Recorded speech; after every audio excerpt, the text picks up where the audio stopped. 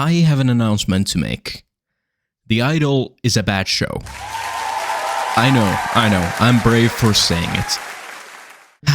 In all seriousness though, The Idol seems like one of those shows that was doomed from the moment it came on air. The show was created by Sam Levinson, Amy Tesfaye, who I will call The Weeknd from now on, and Reza Fahim. According to Rolling Stone, the production of the show was a mess from the very beginning. Amy Seimetz, the original director for all the episodes, was forced to work on a tight schedule and write unfinished scripts so that the production could continue. Producers encouraged her to put her own spin on the show, but later into production removed her from the project and put Sam Levinson in her place. Why? Because The Weeknd didn't like that the show was from a female perspective. It should be noted that the article, understandably, doesn't cite who these claims are from. Productions like these have only a few people that see the entire picture. For example, a set designer won't be there to see the dailies and therefore can't really comment if a production is going in the right direction or not.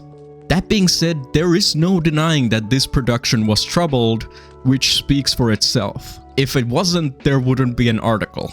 The reason I bring this up is because I didn't go into watching The Idol wanting to hate it. It's quite the contrary. I wanted to like the show because I've liked the other projects that these creators have, well, created. Even when this article dropped, I thought maybe Levinson and The Weeknd had such a strong vision for what the show was going to be that they had to protect it. On top of the awful workplace environment, what didn't help was The Weeknd responding to the article with this tweet, which reads like something I would have written in high school. The marketing for the show also really didn't help this situation. One of the first trailers for the show, released 11 months ago, has stuff like "From the sick and twisted minds of Sam Levinson and The Weeknd," which is great, just great. The trailer itself positioned the show as a provocative, overtly sexual narrative that was about the pure id of its characters. It was seen by many as a shot across the bow from Levinson, who had already been extremely provocative with his previous project Euphoria. It felt like Levinson saying, "You thought I was being provocative before? Well, watch this." It would be easy to just say that The Idol is a bad show and display why that is. However, there's a more interesting angle to discuss The Idol.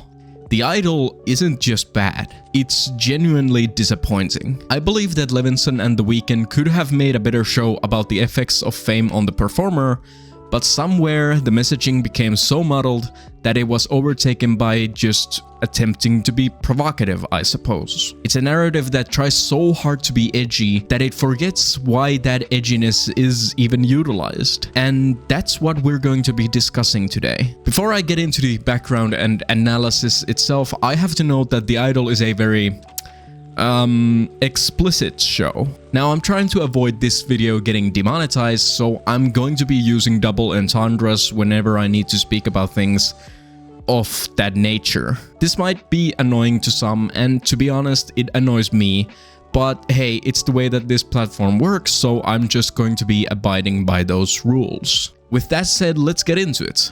Spoilers for The Idol. I honestly don't think you should care, but hey, I don't want to presume that everyone hates the show. I couldn't tell if everyone in the theater was laughing because me and Sam and Lily were laughing really hard at that. Best shot ever. But The Idol was created by Sam Levinson, The Weeknd, and Reza Fahim. The first two names probably ring a bell, but to recap quickly. Levinson is the creator of the TV show Euphoria, and The Weeknd is a world-renowned pop star. At first glance, this combination of creators paired with the subject matter seems perfect. Levinson has never been shy about showing the gritty details of a character's life, and The Weeknd has actual experience from this life. Not only that, Levinson's work on Euphoria lends credibility to The Idol. I know that people have criticized the second season of Euphoria, but the show's popularity can't really be denied. There's a version of this essay in which I detail how Euphoria almost works as a deconstruction of the typical teen drama, but I'm waiting to do that when the third season premieres in 2025 or whenever. What is important to note for The Idol is Levinson's use of nudity in his productions and his ability to work with extremely talented people who can bring his vision to the screen. Levinson is an extremely provocative filmmaker who doesn't shy away from nudity, often showing his characters at their most exposed in the nude. At least that's one way of thinking about it. Others have noted that he over-sexualizes his characters just to see the performers naked, kind of like when Tarantino wrote a scene with his own character sucking Salma Hayek's toes. That was interesting, wasn't it? Regarding Levinson's ability to work with talented people, it should be noted that the soundtrack of Euphoria is a legit banger that I listen to even when I'm not watching the show. The cinematography, the lighting, and the VFX in the show are also really good. Regardless of what one might think about Levinson's thought process behind the constant nudity in his narratives, I do think that he managed to create something truly unique with the first season of Euphoria. There is gratuitous nudity, but in my opinion, it serves as a way to ground the narrative in the reality that the teens go through. This, in my opinion, is not the case with the second season of Euphoria or The Idol, in fact, but we'll get to that.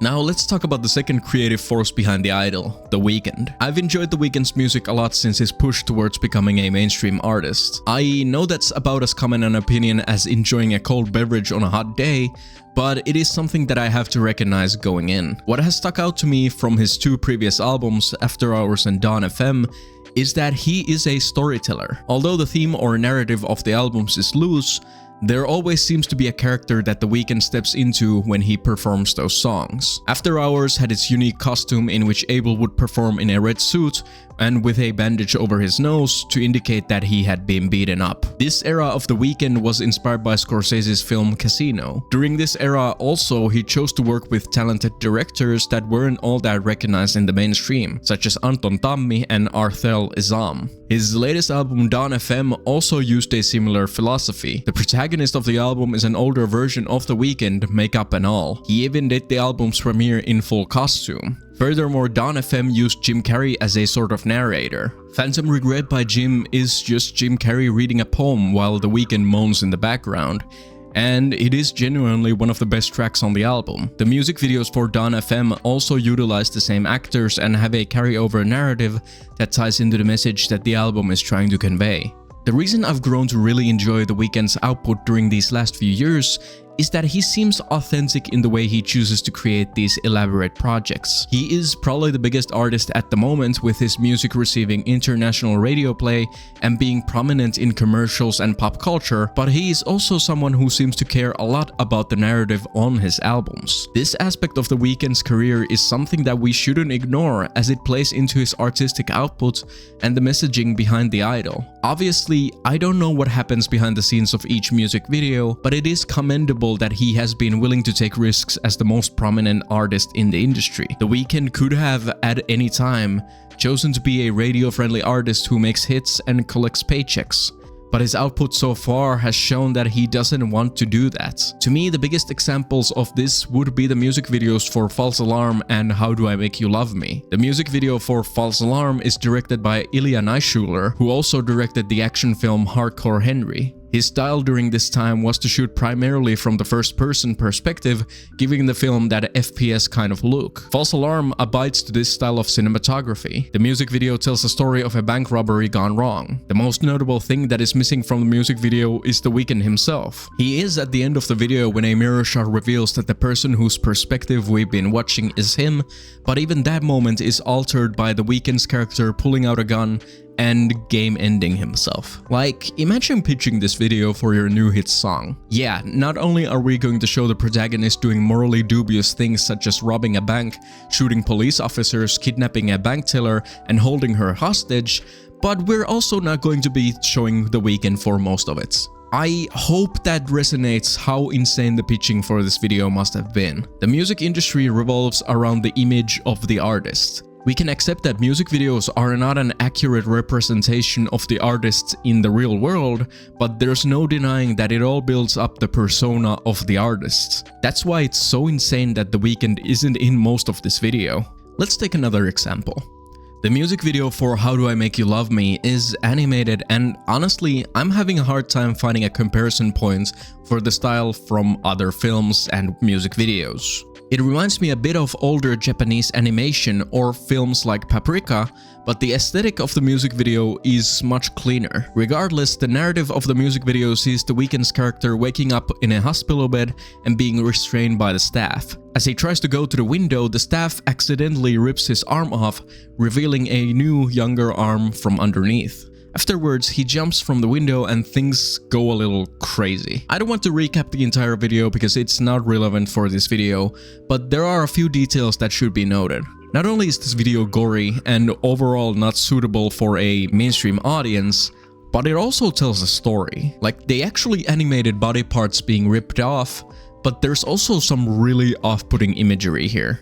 Like, simply put, I wouldn't show this to a child. Both of these music videos are the sort of stuff that I will probably blur out for this video because I don't want to get demonetized. It's not anything like crazy, I don't want to imply that, but it is very different from the way that mainstream music videos are created. However, these two examples show that The Weeknd is willing to risk losing viewership to express a vision that he feels strongly about. It also shows that he will work with people that are capable of bringing his vision to light. It should be noted, of course, also that I can't possibly know if it was The Weeknd specifically who decided to greenlight these music videos, but it does speak to the kind of image that he and his team wanted to create for his artist persona. As we know now, with the idol in mind, his skill set didn't translate to producing a show or being a main lead in it. My intention with this chapter isn't to huff copium for The Weeknd's dreadful performance or his quote-unquote vision for the idol. I just wanted to express how far the idol is from the usual stuff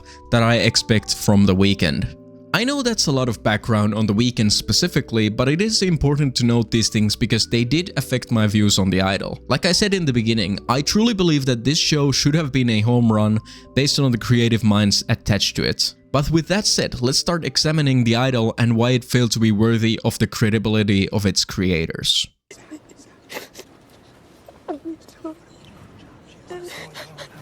The idol tells the story of Jocelyn, a pop star who is in a bit of a creative drought.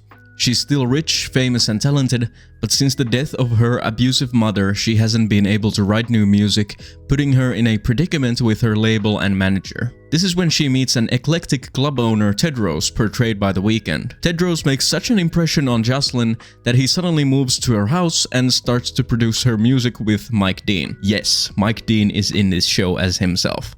We'll get to this later. Tedros becomes more of a creep as the show goes on, and that's that. It's weird actually. I watched this show twice and I still really don't know what to add to this recap. Tedros runs a cult where he trains singers and songwriters, and it's all weird in a way to get the audience enticed about what's really going on here. Like the first scene that we see of the quote-unquote cult is Tedros having a shock collar around one of the members' neck and making him imitate intercourse. There are scenes which flesh out the characters, and there's a clear conflict growing between Jocelyn Tedros and Jocelyn's managers. Jocelyn and Tedros get up to shenanigans and do the devil's tango constantly. So I guess the first place to start here would be to question what the show's intentions are. What is being said about the music industry and Hollywood culture? I hate to jump ahead, but I don't honestly think that the show has any one strong view on the culture as a whole. To display this, I'm going to point out a few interesting ideas that the show itself brings up and honestly does nothing with. Let's begin with the first episode and move on from there. The first episode starts with a very compelling scene in which Jocelyn is getting photographed for her album cover. I think this scene shows that Lily Rose Depp can really act and hold her own in the show. And here comes the first stumble of the show. While the shoot is going on, the intimacy coordinator begins to badger the photographer that only side plot was agreed to be photographed. Jocelyn herself says that it's her own body and she should be able to decide what kinds of photos are taken of her. Jocelyn's manager gets involved and eventually locks the intimacy coordinator into a bathroom. The point of this scene is to point towards the absurdity of intimacy coordinators. Jocelyn believes that the nudity is a quintessential part of the album cover, but she isn't able to take the photo because an intimacy coordinator is pretending to know her situation better than she does. This premise could work and it really could be funny, but it is fundamentally flawed because it is coming from Sam Levinson and the other guy. Now, it should be noted that in general, we should only examine the text, not the author of said text. However, in this case, it becomes borderline impossible to do so because of Levinson's previous work being overtly sexual. I don't have a problem with Levinson using nudity as tool, although it does seem like a bit of a crutch for him at this point. What I have a problem with this scene is that it is such an obvious jab at the intimacy coordinators that have impeded upon Levinson's visions of a scene. I really dislike when the hand of the author is on display like it is during this scene. In regards to intimacy coordinators, I would say that they are pretty freaking important nowadays. For example, Emilia Clarke has gone on record and said that the use of nudity during the shooting of the first season of Game of Thrones made her very uncomfortable. These things are important to take into account when a new actor is on the set for the first time. They genuinely might not be able to say no to things that are uncomfortable to them due to the power imbalance. Yes, the contract details are upfront in stating that there's going to be nudity, but that doesn't mean that the industry shouldn't be aware of this apparent power imbalance, especially considering how predatory Hollywood is on newcomers. Sydney Sweeney of Euphoria fame has stated that the intimacy coordinator on the set of Euphoria was incredible. So not only is this scene in poor taste considering the overall landscape of the industry, it is also very apparent that this feels like a cheap jab towards the standards of the industry by Levinson. The first episode proceeds to show Jocelyn's current state of affairs. She's unfocused on her work and her managers coddle her by refusing to tell her that an explicit photo of her has leaked online. The later episodes explore a reason for her state of affairs. Jocelyn had a mental breakdown in the public eye a year ago after her mother died. It is also revealed that her mother was physically abusive whenever Jocelyn wasn't working towards bettering her career. Just a side note here, I know the ending plot twists this specific plot point, but I'm trying to convey the beginning setup of the show. We'll get to this, I promise. I think this element is very interesting on paper, but the show doesn't delve deeper into this plot point. There's a story to be told about how living in the public eye during times of crisis can be very difficult. The show itself brings a comparison to Britney Spears, who also had a mental breakdown in the spotlight. One of the more compelling scenes in the show is when Jocelyn is shooting a music video for her next single, and she does the take so many times that she eventually breaks down and starts calling for her dead mother. This is a genuinely effective scene. I think the idea of mental health in a show like this is very interesting, and I wish that the show revolved more around Jocelyn's state of mind. Now, generally in criticism, we should focus on critiquing things for what they are and not for what they should have been. It's not fair to judge a show for what you expected it to be or for what it could have been. Despite this, I can't help but to wonder what the show could have been if it focused more on Jocelyn. There's a world where the idol doesn't focus as much on being provocative or on Tedros in general, and just tells a simple story which focuses on the dark side of fame. Now, that could have been very interesting. Imagine if the idol would have ripped a page from Perfect Blue's playbook and centered the story around the psychological unraveling of Jocelyn in the spotlight. We as the audience know what fame looks like from the outside. Now show us the darker side and the interior struggle that goes on in the mind of the artist. What does it do to a person when millions of people know your name, your face, and your music? What does it do when your image is so protected that it affects how you can live your life on a day-to-day basis? Who you can associate with, who you can contact, who you can sleep with? Everything you do, from the way you dress to which coffee shop you frequent, will be under media scrutiny. And in the end, what is that unraveling of your life worth? Making more money? Leaving an imprint on the industry and the world? Perhaps it's all for nothing, as we can see that the mainstream popular artists usually have a short span of publicity. These are all ideas that the idol could have explored. Some of the listed ideas are in the show, kind of, but they are definitely not in the focus, nor does the show come to any kind of interesting conclusion about these elements. What the show chooses to focus on is much less interesting. Stretch that tiny little There's a lot to be said about The Weeknd's involvement with the show. As I've mentioned, I think that The Weeknd's input, hypothetically at least, lends some credence to the narrative. The show was mostly shot at his house. The final scene of the show was from his concert. He lives the life that Jocelyn has. I know that the show's depiction of fame is accurate, at least on paper, because one of the main creators is in this exact position. A main focus of the show is Tedros' cult. He has these quote-unquote friends who are all talented musically. A part of the narrative is showing how the cult functions. The people under Tedros, for example, aren't allowed to say no to anything, because if they do, they might miss out on an important experience that could define their music or their life or something like that. In a very cult-like fashion, it's all hokum, of course. I won't spend too much time on this specific plot detail. What is interesting is the concept of Tedros. In an interview at Cannes, Levinson explained that the inspiration for the character was, what if this character had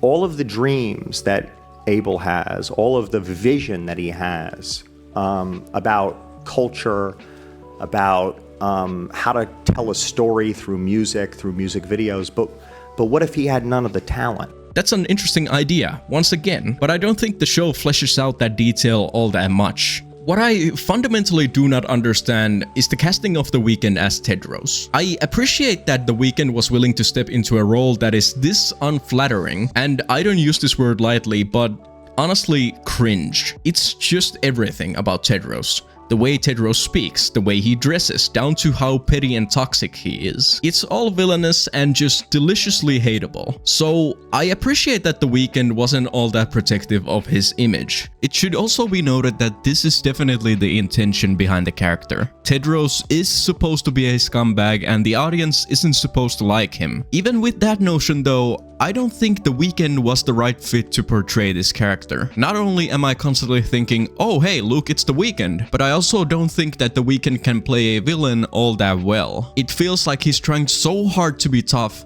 that it ends up feeling just very bland and paper thin. As far as the writing of Tedros goes, when you're writing a character that is this hateable and annoying, the audience should at least on some level understand how this character managed to manipulate others into his servitude. We hear that he's been in jail, we see that he is just an overall scumbag, so why are people drawn to him? An aspect of this is explained by cult member Chloe. She was addicted and Tedros saved her. Okay, so that's good. We have an explanation as to how Tedros recruits people into his circle. However, the thing that is missing from this explanation is how a guy that is this uncharismatic can run a cult. I know that there have been some extremely unattractive cult leaders in real life, and them being very petty and annoying is accurate to the show completely. What I'm trying to get at here is this. Imagine if we, the audience, could see Tedros as Jocelyn sees him. What if Tedros actually was charismatic until he flew off the cuff? What if we saw his talents being the inspiration of others, although he used extremely dubious ways of getting there? That latter point is kinda in the show, but the depiction is too one-sided. He's a terrible person who happens to know how to inspire artists. What if his charisma was irrefutable? Like you couldn't take your eyes off him. The Weeknd just doesn't carry that kind of juice in his performance. Furthermore, the narrative itself takes every chance to undercut Tedros as an influential leader. He is just so, and I apologize for this word, but cringe. In every scene that you honestly can't take him all that seriously, which makes it so much more bizarre when Jocelyn falls head over heels for him. No pun intended, I guess. The central conflict of the show is undercut by the narrative itself. Now, it should be noted that this is more about how Tedros is written, not about how The Weeknd portrays him per se. But the combination of these two elements isn't very good regardless. The narrative that comes to my mind in this regard is the film The Master, starring Philip Seymour Hoffman as a cult leader. He is so charismatic that you instantly understand why he is able to draw people in. I don't think Tedros has the same effect. The creators of the show stated at Cannes that they think Tedros is a funny character. The Weeknd himself stated that Tedros reminds him of Dracula. They also said that Tedros walking into Jocelyn's mansion is one of the funniest scenes in the show.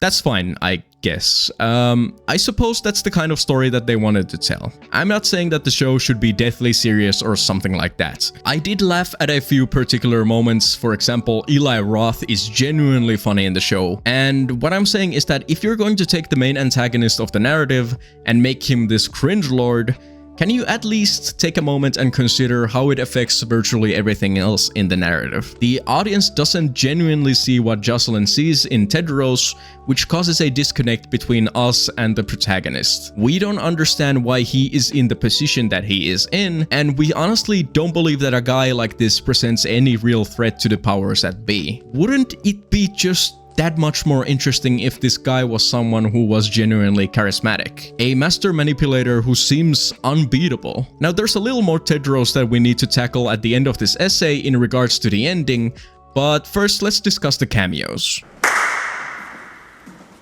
No, this is way too accurate. Beautiful house, but the acoustics are garbage. I promised to talk about Mike Dean, and so far I haven't. Look, I love Dean's music. How could you not post My Dark Twisted Fantasy? I've also liked parts of his solo stuff, and I enjoy mainstream The Weeknd, so it's impossible for me to critique him on that level. But honestly, what is he doing in this show? Okay, so I can accept that maybe they chose to once again bring some authenticity to the show by bringing on an actual industry legend. That's totally fine, and would work if he appeared on the show momentarily and then was gone. But no. There's an introductory montage of him arriving at the mansion, smoking the devil's lettuce like we're in Pineapple Express all of a sudden. He has a bong and a joint at the same time. He then proceeds to smoke in every scene that he is in. Now, I don't have a problem with the character smoking Mike Dean OG all the time. It's just that these moments in the narrative feel like they're ripped from an entirely different story. I get that this is supposed to be a joke. Oh, look how much reefer Mike Dean smokes. But it doesn't land at all when you've suddenly inserted the stoner guy from your average slasher film into this drama about fame and a cult. And it should be noted also that the substance abuse in this show is abundant.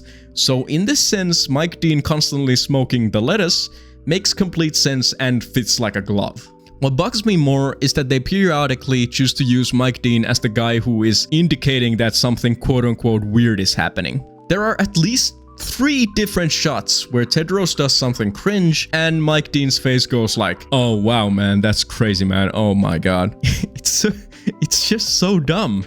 It feels like something they did on a whim. The authenticity that Mike Dean brings is soiled by making Mike Dean a clown in the background. Once again, I have nothing personally against Mike Dean, and I enjoy his music, but he really doesn't need to be this often on screen. I can accept that he is in the show to serve as a link to someone in real life who also has a habit of flying off the cuff, bringing up unknown talents, exploiting them, and possibly running a cult. But nothing will change the fact that Mike Dean is in the show too much. There are actually a few different cameo castings in the show as well. Moses Sumney is in the show as Isaac, and I think he's genuinely great. He also brings a type of authenticity to the show, as his singing is easily the best of the bunch. Troye Sivan is also in the show, and I have to admit up front that I had never heard of him before this show. It was my girlfriend who pointed out that this guy was a YouTuber singer. Regardless, I think he was very compelling and vulnerable in the show. So not all the cameos are bad, but the Mike Dean one seems very egregious. Okay, let's move on to the ending. It's brand new. I suspect that many defenders of the show, do they even exist to be honest, will be upset with me because I haven't talked about the show in the context of the finale. Some might say that the problems that I've noted are fixed by the final plot twist. The plot twist doesn't retroactively fix the show, and as far as I'm concerned, it is a pretty bare bones attempt at making the narrative more palpable. But to critique it, let's recap. The plot twist goes like this. Tedros has been exiled from the group. During a rehearsal, he decides to come to the stadium where Jocelyn and the gang are performing anyway. To the audience's and probably Tedros' surprise, he actually has a visitor pass waiting for him, with the caveat that he has to use his real name instead of Tedros. So he walks into the stadium and goes to Jocelyn's dressing room. There the two reconcile. Tedros picks up Jocelyn's hairbrush, the one which Jocelyn's mother used to beat her with, and examines it. He notices that it is actually brand new, even though Jocelyn said that it had been used since she was a child. At this moment, Tedros realizes that he hasn't been manipulating Jocelyn. It's actually the opposite.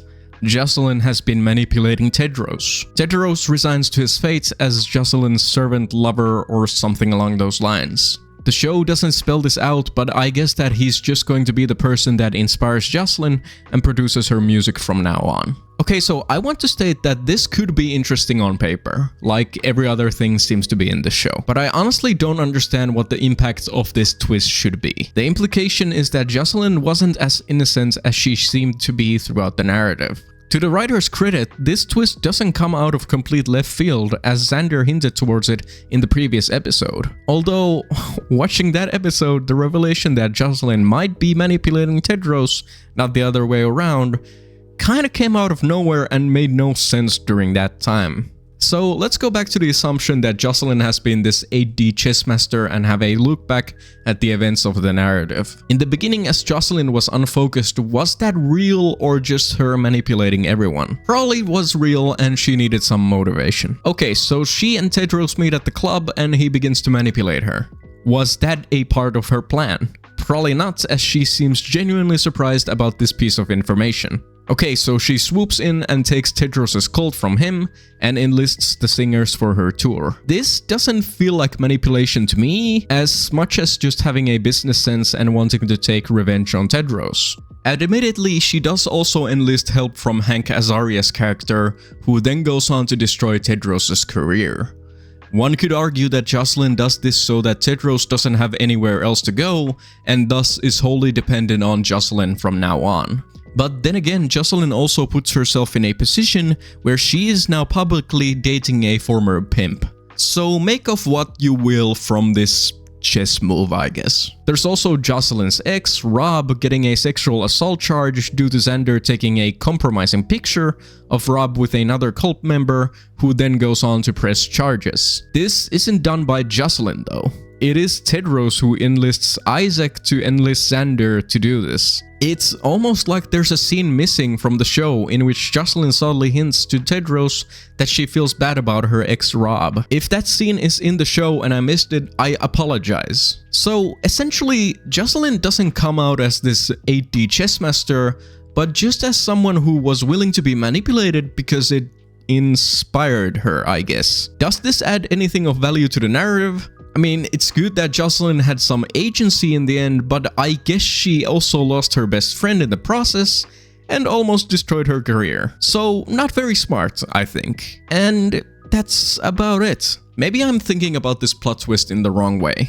Maybe it's not supposed to be this Ocean's 11 style final reveal where all the different puzzle pieces lock into place. But even if the plot twist's goal was to only recontextualize Jocelyn and Tedros' relationship, it doesn't add anything of note to the narrative.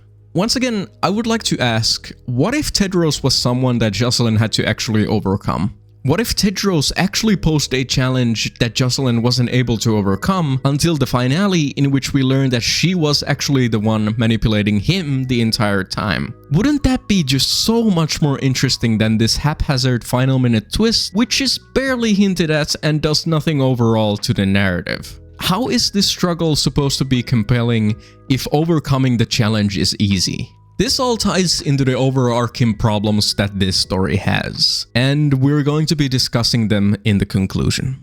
I don't think we should kill this motherfucker. I want to reiterate that I didn't start watching this show to just hate on it. Generally, I don't even bother with writing about media that I don't like, as it isn't worth the effort. There's so much great media out there, so why would I spend a significant amount of my time watching, writing, and editing to put out an essay that just trashes a show? The reason why I did this was because I truly believe that the creative minds attached to the project could have created something amazing. I truly wasn't lying about that in the beginning. This concept in the hands of Levinson and The Weeknd could truly have been incredible, but it isn't.